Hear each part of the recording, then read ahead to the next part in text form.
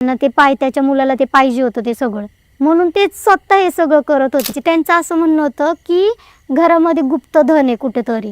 आणि मी जे होतं बी, मी बघितलं स्वतः, जे ते बाहेरून जे लोक आले होते ते पहाडीवर. तुम्ही काय बघितलं होतं?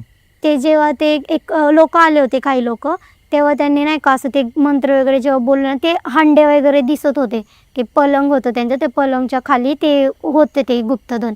ते इकडे तिकडे असं सरकायचं, ते काढायला गेले ना की ते तिकडं सरकायचं, इकडं सरकायचं, असं व्हायचं. ते त्यांनी खूप ठिकाणी खोदलं वगैरे, पण ते होतच नव्हतं. आणि ते निघण्यासाठी त्या मावशींचा बळी पाहिजे होता, असं होतं.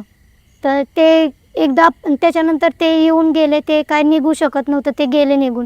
त्याच्यानंतर पण नाही का जे मंदिराच्या ते त्यांनी देवारा बनवल्या ना, ते पायऱ्यांचे फरशा अशा आपोआप उलगडल्या वगैरे, आपोआपच झालं ते. जेव्हा ह्यांना वारा आलं ना मामांना, ते कंटिन्यू चालू राहायचं ना हे सगळं.